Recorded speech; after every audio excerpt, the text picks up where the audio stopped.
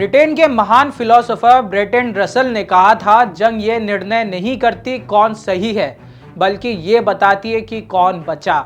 आज बात करने वाले हैं एक ऐसे ही देश की जिसकी कई पीढ़ियों ने अपने आप को बचाने में लगा दी। एक ऐसा देश जिसने दशकों के संघर्ष के बाद जब सोचा कि सत्ता का संघर्ष खत्म हुआ और अब जनता का राज आ गया है, उसके नेताओं ने उसे फिर उसी संघर्ष पे धकेल दिया, लेकिन इस बार वो और भी ज्यादा खतरनाक बन गया। जब भी दुनिया के सबसे गरीब और बदहाल देशों की बात की जाती है तो सूडान का नाम सबसे पहले आता है, ना सिर्फ सोच के अनुसार बल्कि डाटा के अनुसार भी।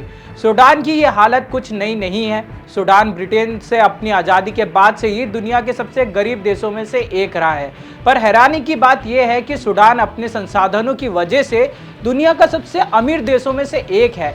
सूडान कितना अमीर है इसका अंदाज़ा आप इससे लगा सकते हैं कि सूडान हर साल भारत से दुगना सोना प्रोड्यूस करता है। लेकिन सत्ता की लड़ाई ने इस देश को ऐसा जकड़ के रखा है कि एक मानव अधिकार संगठन ने ये तक कह दिया कि अगर जल्दी कोई फैसला नहीं लिया गया तो जल्द ही सूडान हालिया इतिहास की सबसे बड़ी भुखमरी देखेगा। लेकिन आखिरकार ये संघर्ष शुरू कैसे हुआ? कौन है इसके पीछे के सबसे बड़े चेहरे?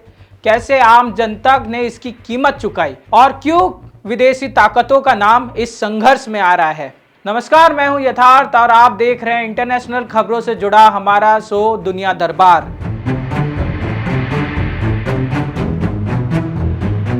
सूडान की सिविल वॉर की कहानी समझने से पहले थोड़ा इसका इतिहास जान लीजिए।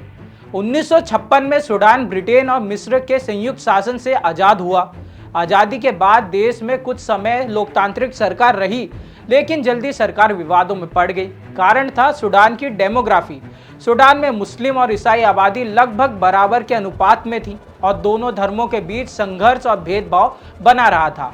इसी के कारण 2011 में सूडान के दो टुकड़े हो गए, सूडान और साउथ सूडान। सूडान मुस्लिम आबादी के साथ और साउथ सूडान ईसाई आबादी के साथ। लेकिन इस संघर्ष के चलते साल 1989 में सूडान में तख्ता पलट हुआ और कहानी में आया उस समय का आर्मी प्रमुख ओमार अल बशीर। ओमार अल बशीर ने उस समय के तानाशाह अब्देल अल दवाह को हटाकर सत्ता पर कब्जा कर लिया। ओमार अल बशीर का नाम याद रखिए क्योंकि ये नाम आगे चलकर सिविल वॉर में अहम किरदार निभाने वाला है। ओमार अल बशीर ने जब सत्ता अपने हाथ में ली तब तक सूडान में 3 तख्ता पलट हो चुके थे और तीनों सेना प्रमुखों ने किए थे।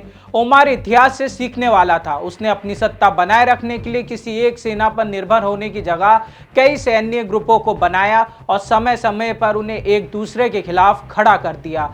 लेकिन इसमें सबसे प्रमुख बने 2 ग्रुप, एसएएफ और आरएएफ। एसएएफ का देश की राजनीति में ऐतिहासिक दखल रहा है, वहीं आरएएफ की कहानी बड़ी दिलचस्प है। आरएएफ का पहला नाम जंजावीद था। जंजावीद को तब बनाया गया था जब सूडान के दफूर इलाके में ओमार अल बशीर के खिलाफ आंदोलन शुरू हो गया। ओमार उस समय अपनी नियमित सेना को सीधे वहां पर नहीं भेज सकते थे क्योंकि सेना साउथ सूडान में जंग में व्यस्त थी। इसलिए उसने उस इलाके के अरब लड़ाकों को हथियार और पैसा दिया और जंजावीद की नींव रखी। आगे चलकर जंजावीद ने दारफूर में हजारों लोगों की हत्या कर दी और आंदोलन को कुचल दिया। एक रिपोर्ट के अनुसार 3000 से ज़्यादा गांव तबाह कर दिए गए। जंजावीद जल्दी दुनिया की नज़रों में भी आ गया और उसके कमांडो पर अंतर्राष्ट्रीय कोर्ट में मानवता के खिलाफ अपराध का केस चला। लेकिन सूडान के भीतर इसकी ताकत बढ़ती गई। जैसे बताया था, ओमार अल बशीर सत्ता बनाए रखने के लिए कई सैन्य ताकतों को एक साथ रखता था और एक दूसरे के खिलाफ खड़ा करता था। आरएएफ भी जल्दी एसएएफ के बराबर खड़ी हो गई। इस समय आरएएफ की कमान मोहम्मद हमदान दागलो यानी हेमती के हाथ में थी। हेमती नाम उसे बशीर ने दिया था, जिसका मतलब था रक्षक। वफादारी बनाए रखने के लिए ओमार अल बशीर ने आरएएफ और एसएएफ दोनों को सोने की खदानें, हथियारों की सप्लाई और कोयले की खदानें चलाकर पैसे कमाने की अनुमति दे दी। दोनों सेना बहुत पैसे कमाने लगी, जो आज भी जारी है। लेकिन 2011 में सब बदल गया। जैसे बताया था, धार्मिक संघर्ष चरम पर पहुंचा और देश 2 हिस्सों में बंट गया। साउथ सूडान के पास सूडान की अर्थव्यवस्था की रीढ़ ऑयल माइन चले गई, जिसका भारी असर पड़ा। पहले से गरीब और अब डूबती हुई अर्थव्यवस्था ने अल बशीर विरोधी आंदोलन को जन्म दिया। आंदोलन इतने तेज हुए कि जल्दी हेमती और एसएएफ को समझ में आ गया कि बशीर का साथ छोड़ने का वक्त आ गया है। इसलिए 2019 में दोनों सेनाओं ने मिलकर अल बशीर को सत्ता से हटा दिया, लेकिन आम जनता को भरोसा नहीं था अभी भी इस सेना पर। इस वक्त एसएएफ की बागडोर दफुर इलाके में रहे पूर्व कमांडर अब्देल फतेह अल बुरहान ने संभाली। दोनों आर्मी कमांडर ने इसके बाद जनता पर कठोर कार्रवाई शुरू कर दी और कुछ ही महीनों में भयानक नरसंहार हो गया। इसके बाद यूएस, ब्रिटेन और अरब देशों ने बीच में आना पड़ा।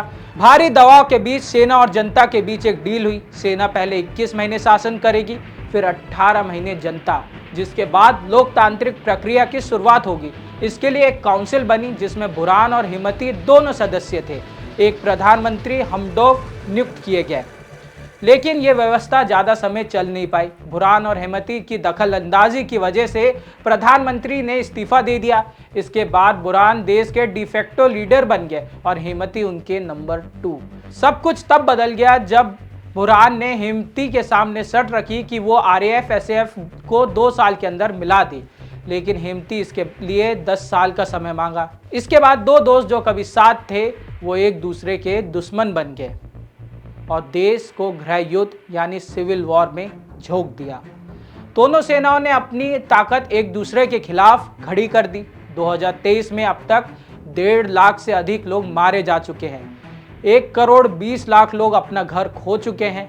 एनजीओ की करोड़ों की मदद लूटी जा चुकी है और भूखमरी का बड़ा संकट देश में आ चुका है। संघर्ष इस वक्त अपने चरम पर जा चुका है, जहां दोनों सेनाएं जमकर लड़ रही हैं। जैसा बताया, दोनों सेनाओं के पास लड़ने के पैसे सोने और कोयले की खदानों से आ रहे हैं। डिफेंस एक्सपर्ट्स के अनुसार अभी ये कहना मुश्किल है कि किसकी जीत होगी, क्योंकि दोनों कभी कुछ इलाके जीतते हैं तो हार जाते हैं। लेकिन इस जंग ने फिर वही लोग फंस गए हैं जिन्होंने उमर अल बशीर को हटाने के समय सपना देखा था कि सत्ता बदलेगी और गरीबी और बदहाली से छुटकारा मिलेगा। इसी के साथ ये थी कहानी सूडान सिविल वॉर की। ऐसे ही इंटरनेशनल खबरों के लिए देखते रहिए दुनिया दरबार।